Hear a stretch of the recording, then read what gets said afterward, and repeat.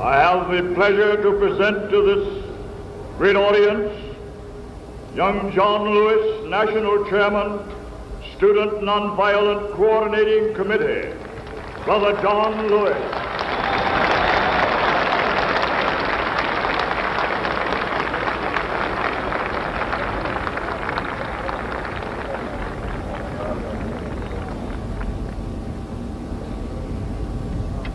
We march today for jobs and freedom, but we have nothing to be proud of. For hundreds and thousands of our brothers are not here, for they're receiving starvation wages or no wages at all. While we stand here, there are sharecroppers in the Delta of Mississippi who are out in the field working for less than $3 a day, 12 hours a day. While we stand here, there are students in jail on trump-up charges. Our brother James Farmer, along with many others, is also in jail. We come here today with a great sense of misgiving. It is true that we support the administration's civil rights bill.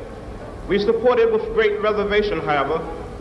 Unless Title III is put in this bill, there's nothing to protect the young children and old women who must face police dogs and fire hoses in the South while they engage in peaceful demonstration.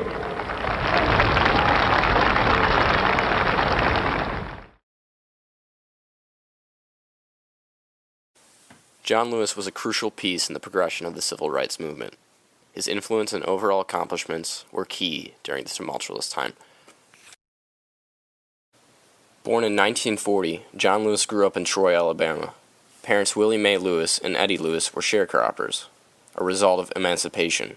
Sharecropping was a form of agriculture in which a landowner allows a tenant to use the land in return for a share of the crops produced on their portion of the land.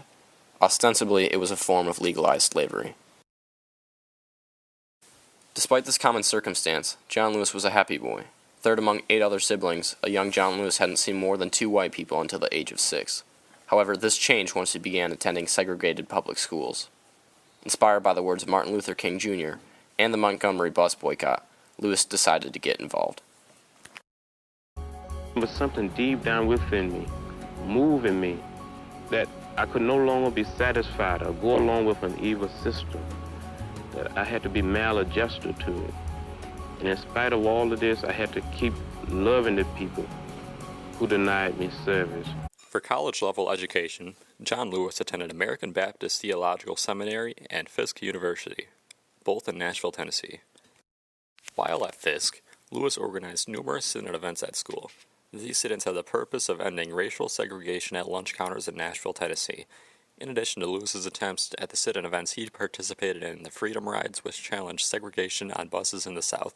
Shortly after, John Lewis became chairman of the Student Nonviolent Coordination Committee, one of the most progressive organizations for blacks at the time.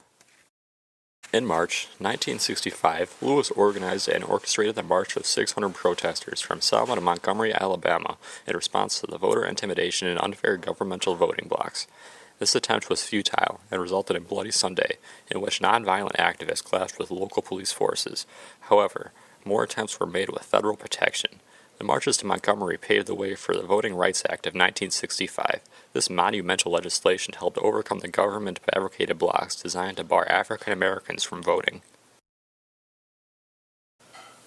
John Lewis, arrested over 40 times, continued to be a significant civil rights leader directing such organizations as the Field Foundation and the Voter Education Project, both of which dramatically boosted black voter turnout and rights.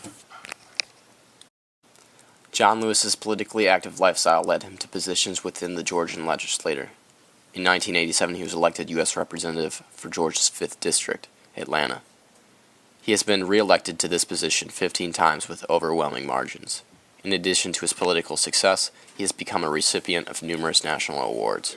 Moreover, Lewis has been awarded the Presidential Medal of Freedom, the highest civilian honor.